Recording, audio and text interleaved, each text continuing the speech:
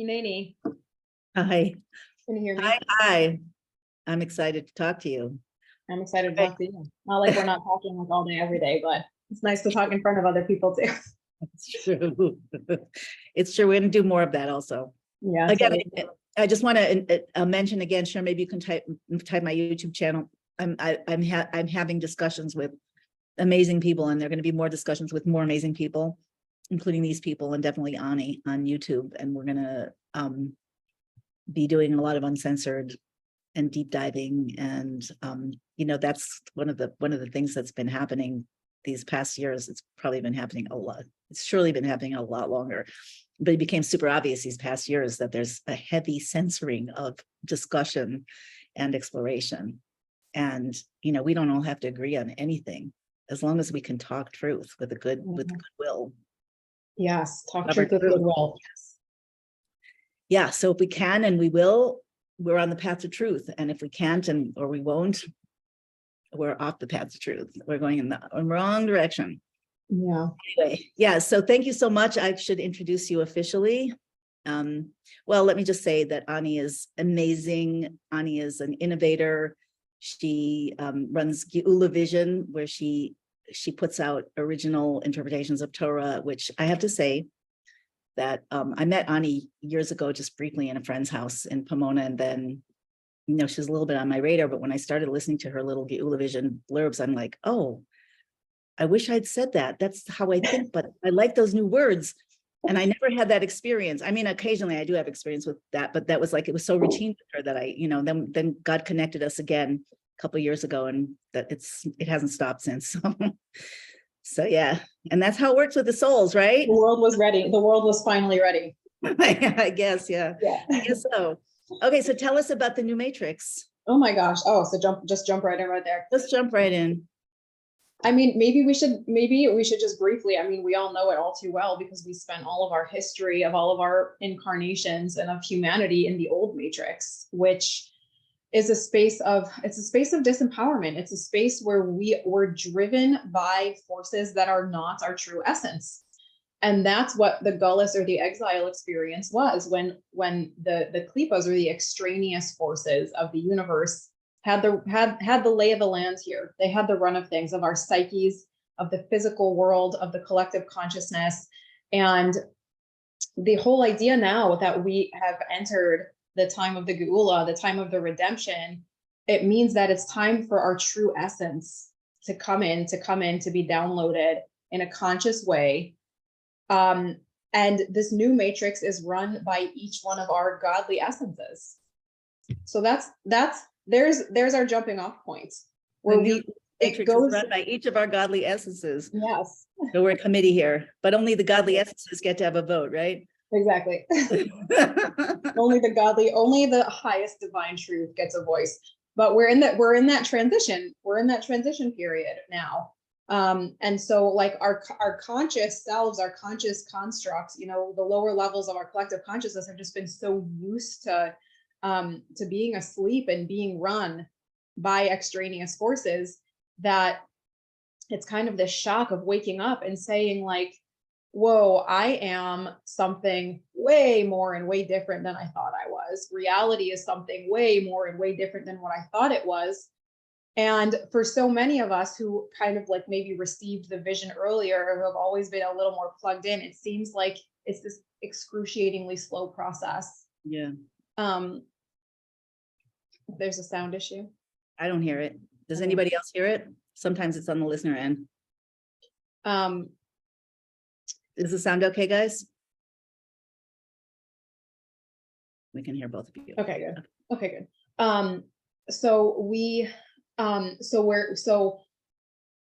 But the whole idea of like literally the entire fuel of reality changing, of this, user interface that we exist in changing, it has to be done in such a way that it's not going to be what we call in Chassidus a shviras hakalim, a shattering of the vessels for people. It has to be integrated. And Chassidus, the stream of Jewish mysticism, that is the light of the redeemed state of the world. It is the redeemed frequency of the world. Those who anchored and brought Chassidus into the world, the Chabad Rebbeim, two of them, my head is in between two of them right now. they were always very much about you can't impose these levels and these frequencies or this way of doing things on nature. Nature itself has to come to agree to it.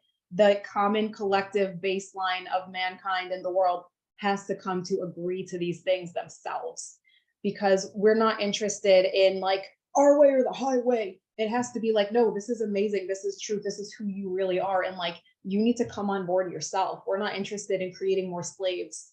We're not interested in creating more slaves. We're interested in freeing everybody to be who they truly are meant to be. It's the reason for about. It's the reason for the snake in the garden. If it was enough just to receive divine light, what did we go through all of this for? Right. It's like in the first call, the speaker brought out that what's happening here with all of the challenges, this idea of having to agree from the inside, the essence of who we are is shining through us, and that makes it permanent. That makes it ours. That's really the purpose of creation. Right. Is for each one of us to come to fully integrate with our divine identity. And that's a real existential process, an issue that a lot of people, I think, have had, and more people have been making these shifts. But an issue that a lot of people have had is, oh my gosh, I have to acknowledge that my whole existential map of reality was like not accurate or correct. And that's existential death. And I've said this so many times that we've spoken, but it's really important for people to understand that it literally triggers like your fight or flight for you, because there's an aspect of you that's like, I'm going to die, because there is an aspect of our lower self that does have to, so to speak, die in order to identity. It's identity. Exactly. The identity only exists of its beliefs and its perceptions in the world. That's all it's made of. So it is dying. Yes, to let the higher self through. And that's what we have to understand, is that the lower self feels unconsciously or consciously like I'm all there is, and I'm projecting this whole reality, and me, I'm in the center of everything, but not in the true way that each of us is truly in the center of everything. In this way of like, I'm the one generating reality, and I'm here all alone. And if I stop projecting this reality, and I have to acknowledge that maybe there's something else, like what if there's not? Because I believed this story that there's just me and my, lived in my projections forever. And now I have to come out of that. And what if there is actually nothing else? And I've been through, and we all go through that as we reach the existential ends of both of our matzavim, of the spaces that we've been in. But the more you go through it and come out on the other side and realize, not only am I still alive, I'm more me than I've ever been before. Yeah, it becomes easier to go through those processes and then experience them not as like, oh my God, I'm going to die, but as leaps, as quantum leaps. And like, I'm in the air and this is a little bit scary and uncomfortable, but then eventually it can be like, well, this is a little exhilarating and I'm processing a ton of stuff. I'm angry, I'm disappointed, whatever it is. But like, whoa, look at me. I'm like flying through the air right now. And I can't wait until there's solid ground beneath my feet. But like, I'm okay right now. Yes. Yeah. When you come to realize that there are treasures that are being handed to you as you go through that, those what we have called dark nights of the soul, but they don't have to be dark. Right. Especially when we can be in them with each other. Yes. Or maybe they're dark in the sense of things are not revealed, and that's what it is. Yes. Yeah. But in the darkness, there's so much intense beauty. That's where, union typically happens, the deepest unions. Oh, wow. Yes. Yeah. That's I've had as you know, I've had some of those experiences lately, and they've intensified, and the most recent time took place over a few weeks, where I started out with a feeling of despair, and it just got triggered by meditation, and I couldn't stop crying but almost right away I started to think, this is a detox. And that thought alone, made me able to go with it. And it became almost like, oh, when something's purging from your system, it gets right away, it starts to get exciting. Yes. And then I won't try to explain it, although I think you and I have talked about it, but I had an experience of the depth of my own being and the far deeper nature of the relationship with God. That's our destiny. In a way that resolved a lot of questions that I had on things that the Torah said. And even the idea that there's some secrets that can't be said. It just filled in a bunch of pieces, and then it receded. It went on for a few weeks, revelation after revelation, and then, first the darkness, then it was like, Right. I've days where there was no story in my head, and my eyes, I was shining from my eyes. There was no narrative.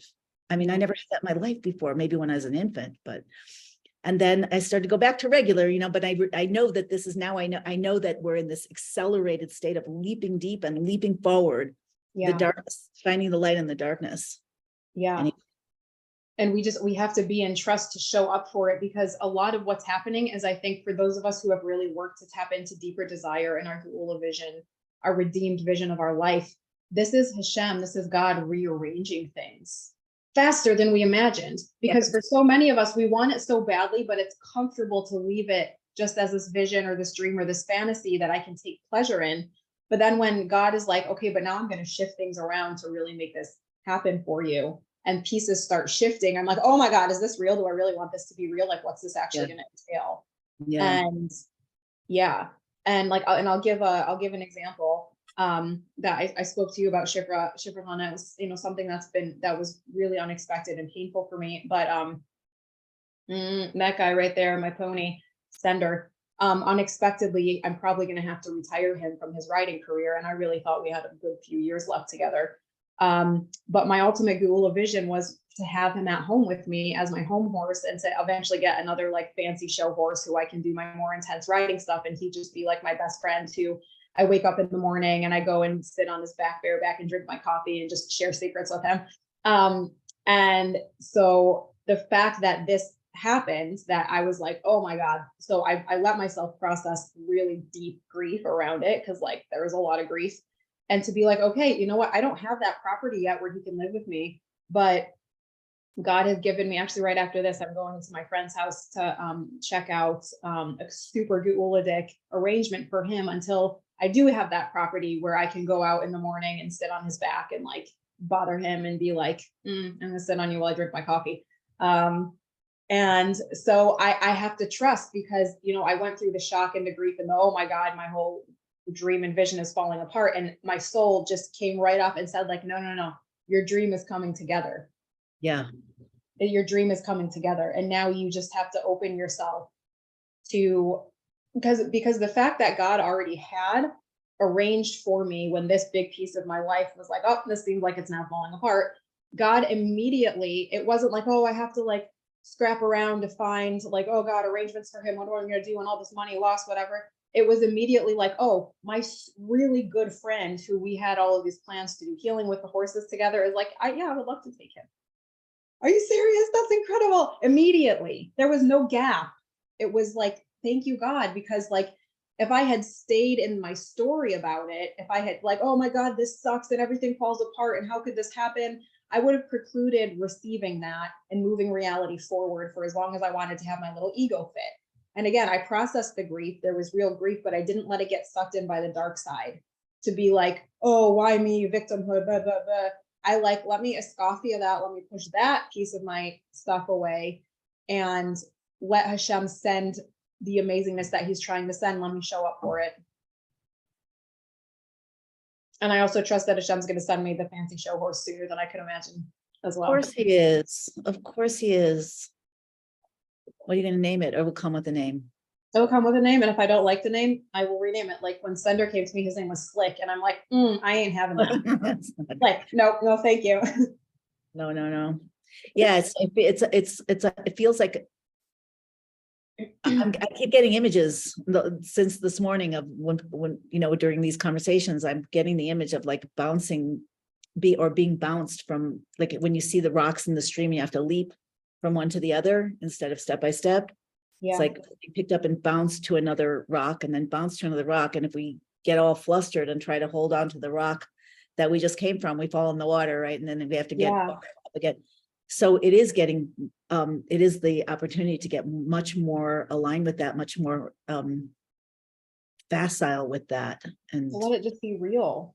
Let it be really real the way God wants it to be, the mamashas. And that's like today it's Koach Nisan, which I'm sure you've spoken about, which is when Speak about it. I want to speak about it. Yeah, when the Rebbe gave Geula over to us and was like, Koach Nisan, I say, was an Asinas Koyach, a giving over of power to us. And when the Rebbe was like, it's up to you. It's like, it's on you. And the Rebbe's initials, Rabbi Menachem Mendel Schneerson, the Rebbe's initials are Mamish. And I always say it's because the Rebbe gives us which means literal, tangible, literal.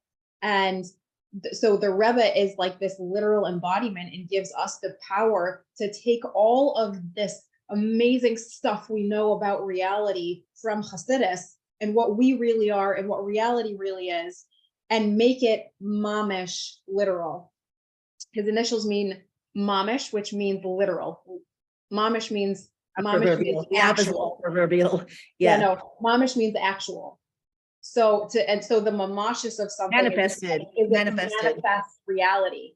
And so then that's what the Rebbe gave us on this day and gives us on this day the power to do, is take everything we know theoretically, intellectually, hope is true, wish is true, and be like, no, it's actually true. And God is going to give us opportunities to step into that higher soul, to welcome the higher vision, the higher version of reality. And we're going to feel fear. We're going to feel this existential space of like, okay, I know it's real, but is it this real? And if it's really this real, then we have to be willing to step forward into it and leave behind the security blankets of our limited stories about ourselves, our ego narratives. I could never do that.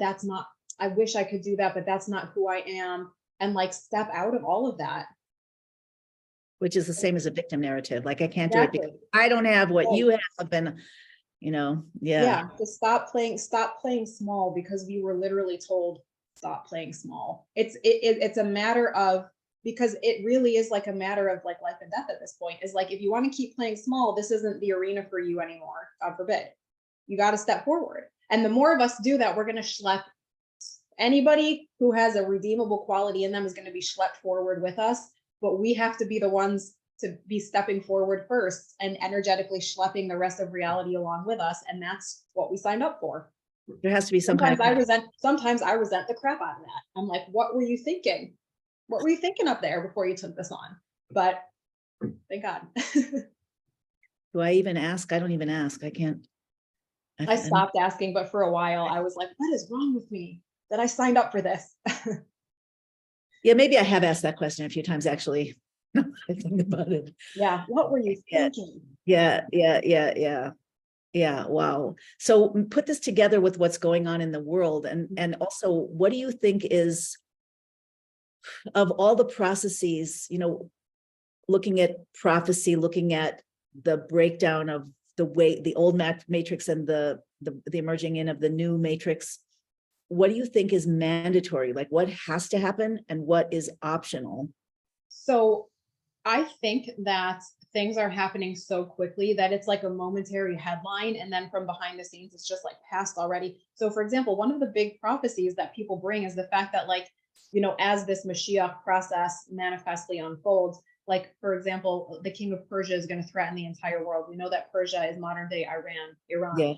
Yesterday, there was a headline that Iran's threatening the entire world with retaliation for different things. And I was like, you said that to me because I've been on this Iran prophecy since 1993. Well, no, but it was like, it just hit me because it was, I can't remember the exact details because I don't care about the exact details so much because they don't need to play out, right?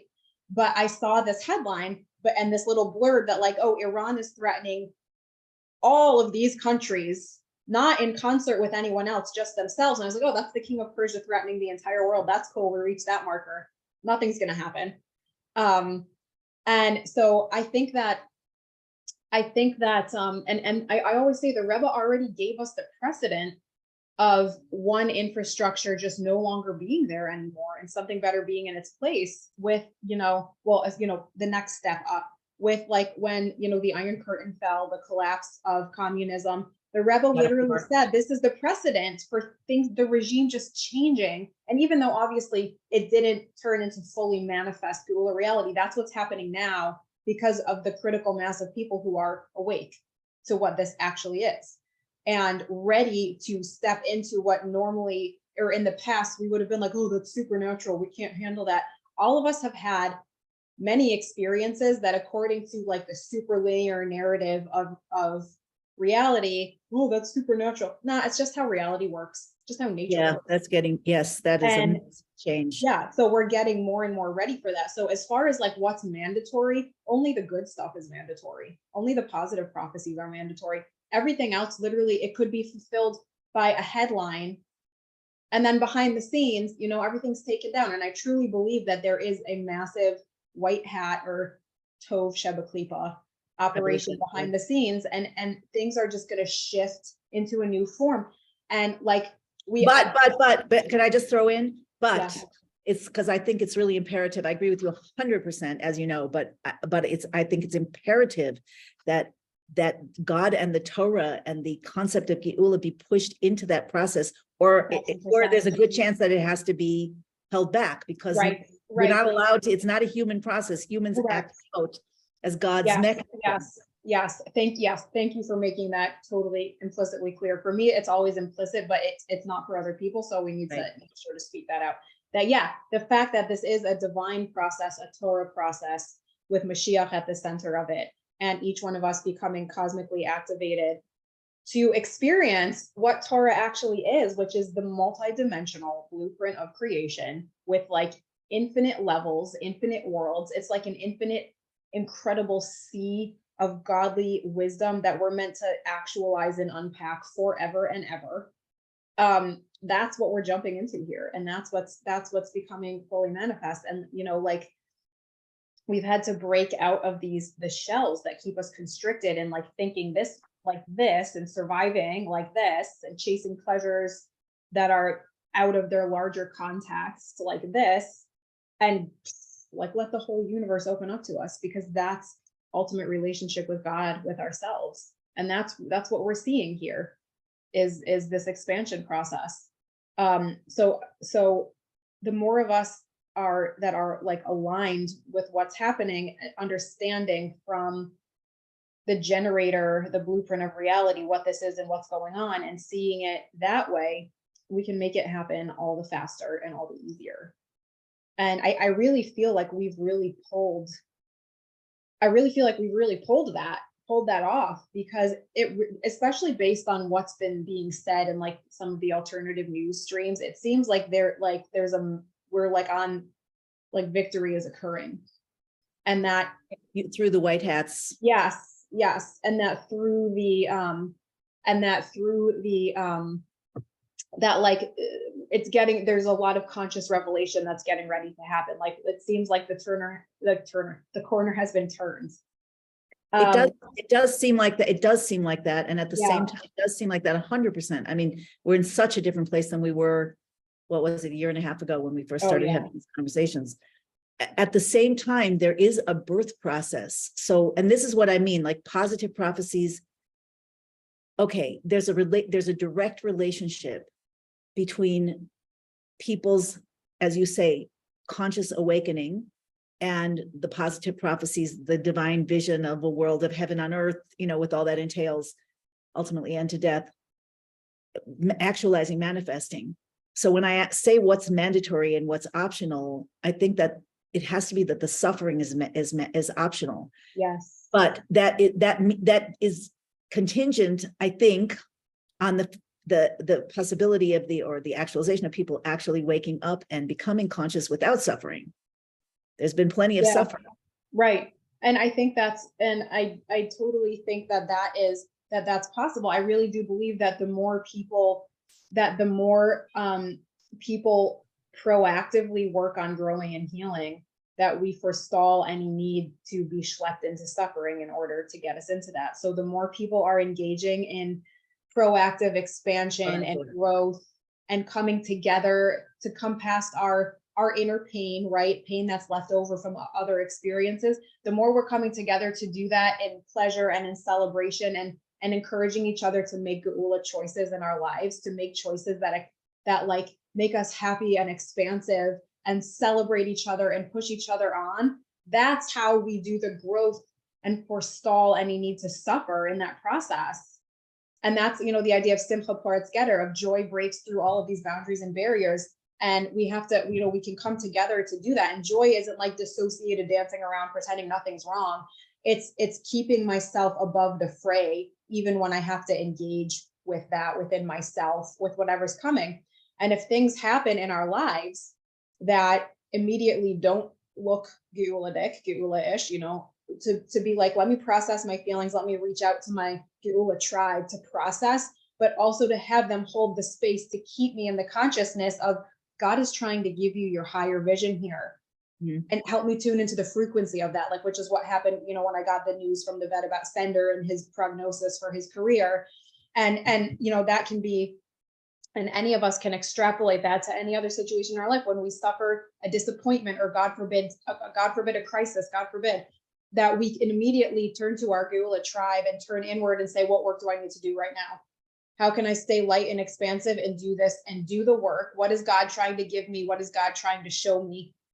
And step into that face-to-face relationship with him. And this is what the Alter Rebbe says in the Tanya, that when, God forbid, we're experiencing suffering or experiencing something like this, that when we stay face-to-face with God in that and say, like, let me face myself, let me face God, let me see what this is coming to bring me, that ultimately sweetens the judgments and the gevoras forever, the constriction forever. Right. And this really is reflecting back on what you said before, that as the Rebbe said, the world should come to see by itself. That includes our identity, that includes our ego, that includes the shadow parts of us, that those must come to see and to be aligned with the soul mission. And that's when things really, I think that's when the circuits connect and the lights go on, because until that happens, it has to keep happening. Right. But it can happen, as you say, and this is so important, through a proactive, conscious work, deep Torah learning, healing, face to face with God, or, will happen through wake up calls. And I don't understand, actually, to be quite honest, I don't understand why people are so deep, I don't understand how people would be so deeply asleep, especially after the last few years, even though this soul tribe isn't at all. And I think this soul tribe is growing both in numbers and in depth, in consciousness. But how could people still be? I guess they're clinging to I guess they're afraid and they're clinging to the surface, to that old rock. I don't know. I think we have to look at ways that even if people aren't waking up to, like, say, the truth of what's going on in the collective infrastructure of the world, I think so many people are still moved to be waking up to different things in their life. Like, I'll tell you, like my family, I don't talk to them about any of this stuff, because I know, at least in the beginning, they were very hostile to it. And I'm like, I don't need people thinking I'm crazier than they already think I am. So I don't talk to them about any of this stuff. As far as I know, they're still, in line with the mainstream narrative of things. But they, as people, have been doing deep healing work and awakening to the reality of God. And, like, they've always believed in God. They've always been spiritual people. But I see the level of their spiritual development, like my sisters, my mom, my dad, step parents, like, their level of the healing work that they've engaged in to let go of old ways of being. And, like, I talk to them about Geula and redemption and stepping into our true self and our higher souls, and they vibe with it, they resonate with it. So even if there's still a mainstream narrative of reality, playing in all of that, they're still awakening to God in themselves and in their own Dalet Amos, the own Dalet Amos of their life, the own, their personal bubble of life. Right. So we have to look at the ways that people are awakening, even if politics haven't played into that yet, and appreciate that in people. Yes, you make a good point. And I can't disagree with it. It also just, though, seems strange that, like, I think it's partly because, and I'm sure you guys say me if you agree with this, if you're having this experience in the chat, say me, but it seems like the more you get into awareness, the more ridiculous things that are told to you that aren't true seem. Like the harder the more it looks like a cartoon, the reality being presented to the world, as people are saying me. So it gets harder and harder in a way. And it's really important what you're saying, because we want to go for unity, not division.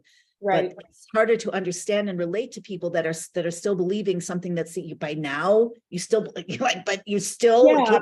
And can't. well, so the thing is that I think some people, they've still made their whole existence about that, and that may indicate a higher level of Klipa infection, people like that. And for other people, they're not, their day-to-day life, they're not overly concerned in any of that stuff. Like my family, they're not overly concerned in that, but it's like, if somebody's going to start talking to them about it, they'll start running those talking points, because that's the hypnosis, the mass hypnosis that was run on all of us. But like, as far as like, they're not cucking in it in their day-to-day, they're not into that stuff. It's they're not thinking about, they're not thinking about any of the issues of the day, financial.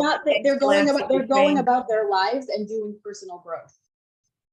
So, and I think a lot of people on the ground are like that. It's just because we're so involved, in this world, we see the people who are talking all the time. Most people are just going about their lives and don't give about any of it. They don't. It's not affecting their day-to-day life yet. So they're just in their growth, in their process, and they're awakening to the reality of God in their lives and in the world. It's just the collective infrastructure of reality. And that's the path maybe that their souls chose, because when the infrastructure of reality changes, they will have at least been plugged into their personal godly frequency, and they'll be able to be like, whoa, that's really shocking, but it's not going to knock me off center to the point that I can't exist anymore. I hope you're right. I think I am. But I have a lot to do. I have a lot to do with a lot of people in the greater world, non-Jewish people and things like that. And this is what I see. I spend time, when I go to the barn and I'm meeting a lot of different people, and you see that this is where everybody is just hoping that we're moving toward a better place. And I've had the opportunity to do a lot of bringing with people about these concepts, and thank God to be mechazik people, to give strength and hope. And these are just your normal run-of-the-mill on the ground people who aren't deeply in any of this, but everybody has a sense that things are changing. And these people, they're plugging into the inner work, they're plugging into their own godliness, they're healing, they have a deep hope for a better future for humanity. And it just may be, and in our generation, it's the tov, it's the desire to be good that's been so manipulated, because within our human self, we have what we call the Rahmanis of the Nefesh HaBahamis, the mercy, the compassion of our human psyche, of our unrectified human psyche. And so in this generation, most people have an innate desire to be good, and that's what's been manipulated.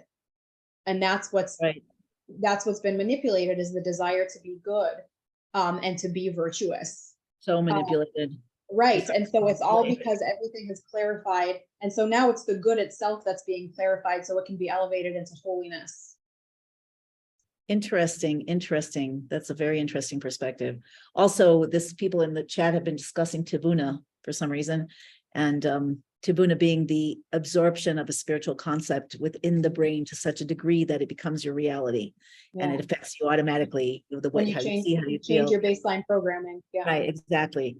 And what something that the Torah says about Tivuna is Ish Tivuna Yad Lena, a person who has Tivuna has dug a well and hit water and created the whole structure that now allows them to, or anyone else actually, to wind up that bucket and drink from that well. So that what you're saying really resonates with that there's a certain critical mass of people that had to go through, the deep, like, is this real? Wait, is this real? Is this real? For me, it's been going on, well, I don't even know how long, but I guess since 1991, but more acutely since, let's say, 2007. And then much more acutely even since 2016, and then since 2020, it just keeps going in stages. Yeah. But for everybody else, so what I'm taking from what you're saying is that ultimately the idea is to connect to God and to the deeper self, and people will easily accept that the truth about what is good and what is evil, which is ultimately what the war is about here.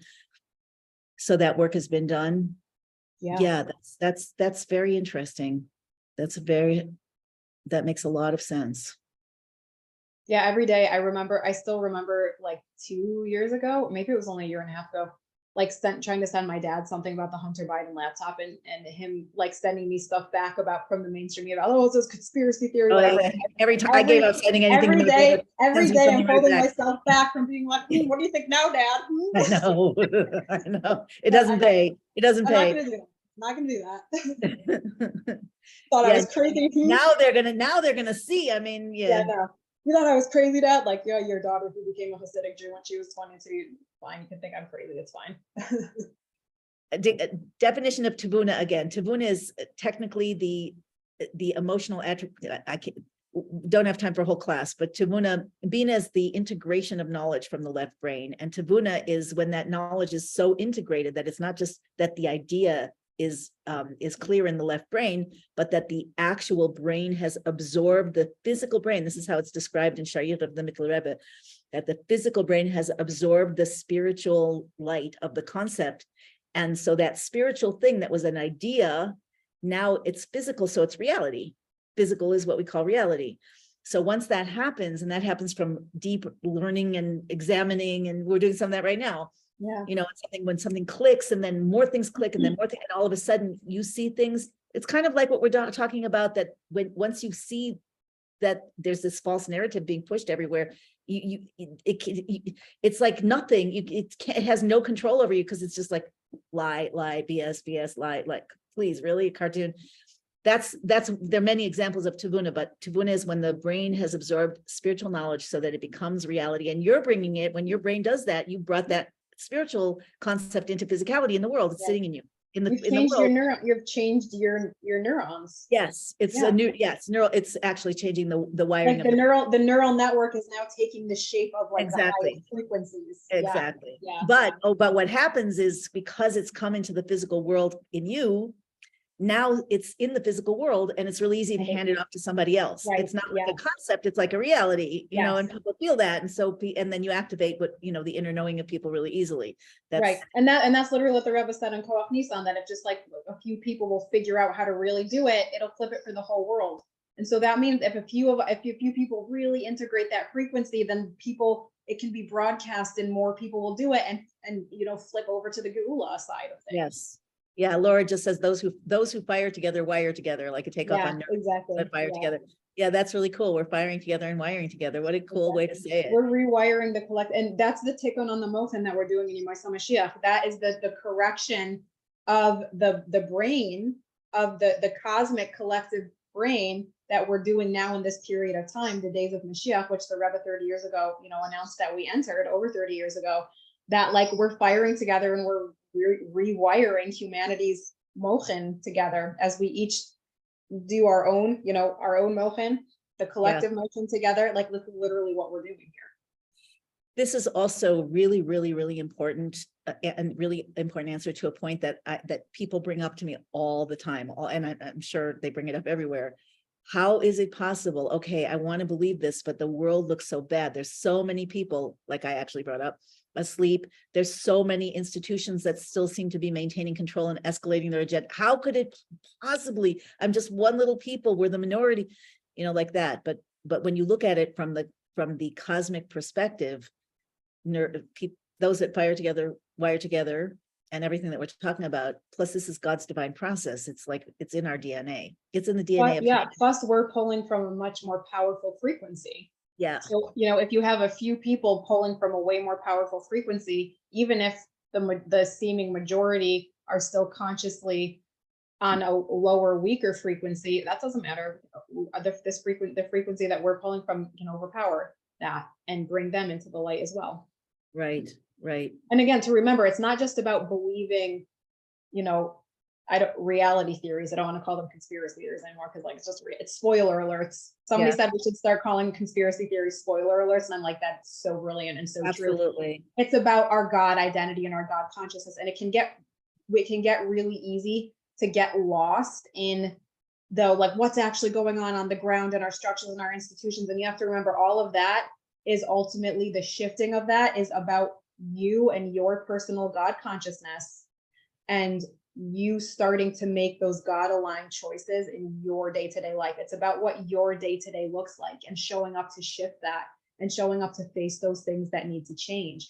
because even once the collective changes and gets better, we don't get to dissociate out into some white light. We're still going to be living in our day-to-day lives. So if there's parts of our lives that need healing, if there's things that need to change, on Koach Nisan, the Rebbe said, it's your job to show up and do that. Nobody's doing that for you. And again, when we band together, we make it easier for each other to do that. And yes, when collective reality shifts, there are certain challenges that we face that it may be easier to face them if, seemingly the collective reality or the infrastructures were different. But to remember that in the end, it all comes down to you, to dir b'tachtonim, to revealing God in your day-to-day mundane life. And that does entail facing stuff that maybe we created our whole life. We built our whole life around trying to avoid certain things, maybe. Maybe a lot of our life infrastructure is built on defense mechanisms of not wanting to see or face certain things. And we have to have the courage, the clarity, and the humility to say, oh my God, there's so much that needs to change. But we're running in Geula quantum time now, and you can make one new choice and just be like, oh my God, I just left all of that behind. And it might not be that easy. There may be some more pain and fear to face, and you may need more help, coaching, healing, whatever it is. But the resources are here. And as soon as you'll make the choice to step into something new and to be willing to see the reality of your life and the things that need to change to align that way. And our triggers are fantastic neon signs to where that might be, that we can do it. And there's so many people who have shown up in the world now to assist each other in doing that, because to remember that even when everything, goes down out there, it's all for the sake of in here of your day-to-day life and the life that you're living and your relationships and how you spend your time and how you feel about yourself and bringing your talents through and your desires. It's all for the sake of that. Did you ever read A Little Princess? No, but I saw the movie. Oh, you saw the movie? Okay. Yeah. So there's I'm sure some people here have read it, but the movie probably works as well. So I think about this actually a lot. There's a stage of The Little Princess. Her father was a wealthy person in India, a great person. Her mother passed away. He brought her to England and put her in this wonderful school, a boarding school. And she was treated like a queen, like a princess, and she was very kind anyway. And then news came that her father was dead and he'd lost his fortune, and the head of the school put her in the garret and started making her scrub, till her hands were bleeding and starve and freeze, and she still remains kind. She's still a princess. And as I'm saying this, I'm thinking this is an analogy to the soul. I had something else to say, and I will say it, but anyway, there's a stage where all of a sudden she's in the garret with the scullery maid, who's just the one person who's got a harder time than she. And across the little alley, there's a window, and the Indian servant of a very wealthy man is watching these little girls through the window. I remember this from the movie. Yeah. So when they leave their little garret, their freezing attic, and they come back, there comes a period that each night that they come back, freezing, exhausted, there's like a pot of tea, and there's a new quilt, and there's and there's fresh rolls. There's bread. Yeah, you see, look at this to me. And then eventually, it doesn't take so long, and then she finds out that the man, somehow she finds out, or he finds the wealthy man whose servant, unbeknownst to him, finally tells him, that there's these two girls, and then they realize that he was the partner of her father that passed away, and she's actually very wealthy, and he adopts her. But that part is not as much fun by any means as this transition state.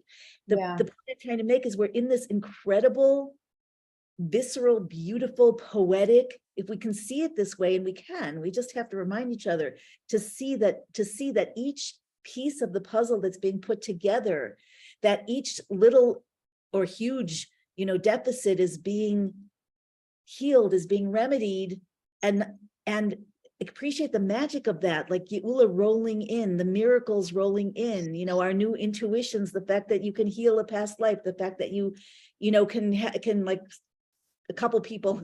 There was a speaker last night, Deb Hahnemann, a good friend of mine, is an amazing. If anybody who didn't watch it, you must. But I mean, everything here has been amazing. But she was on fire. But she said, you could have a miracle, like you're in the right place and you walk into a cafe and your bashert is there, your soulmate. And somebody on the chat said, that just happened to me.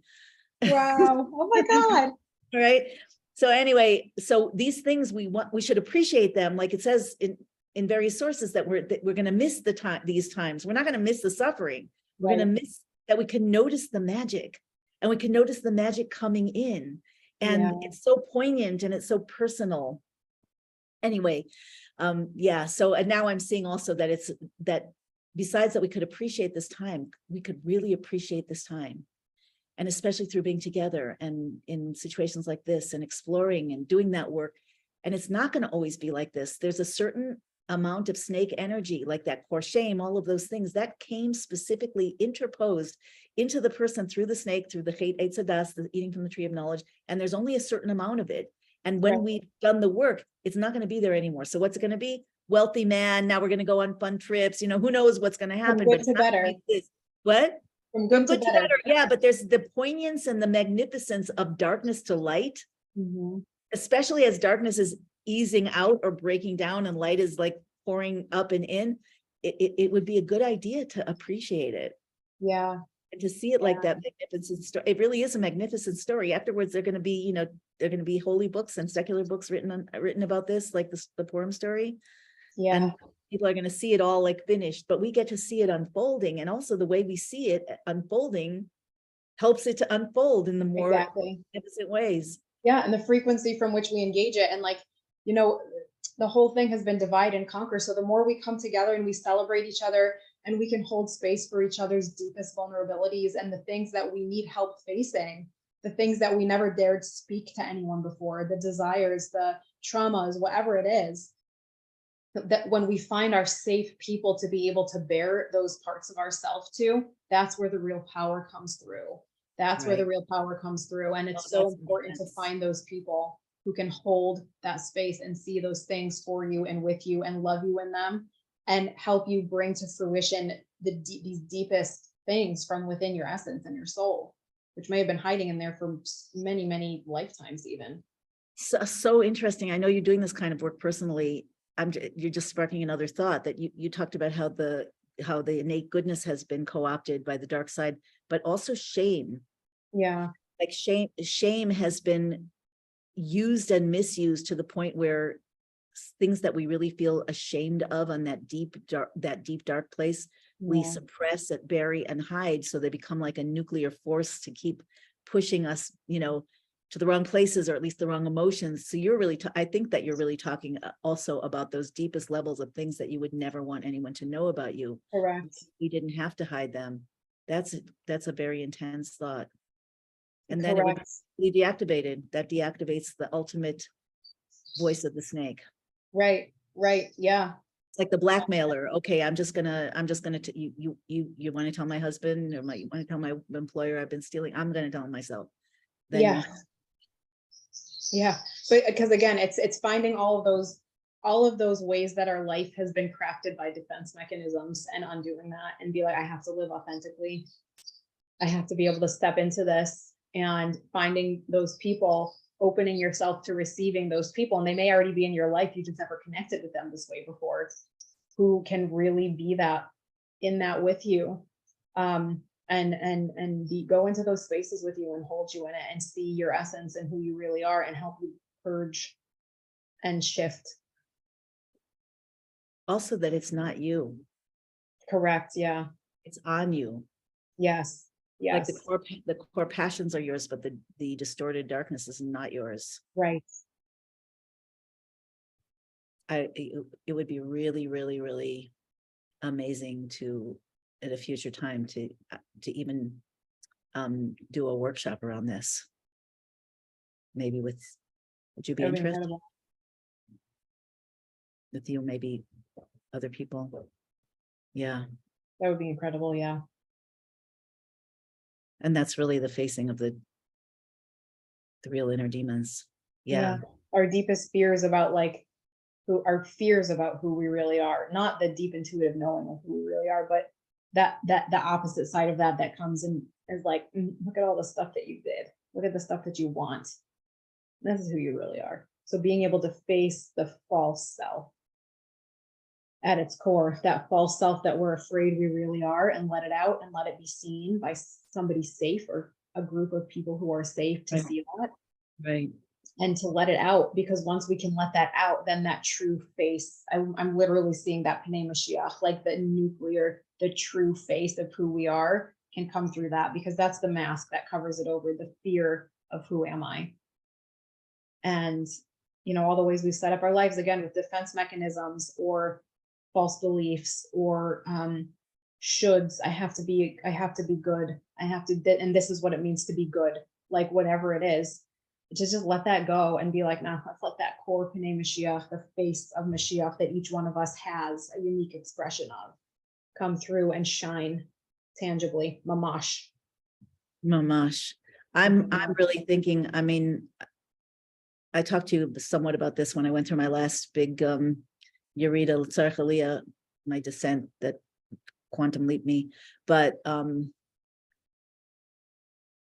really wondering how much things have to, I don't mean that, I want to say this in the right way.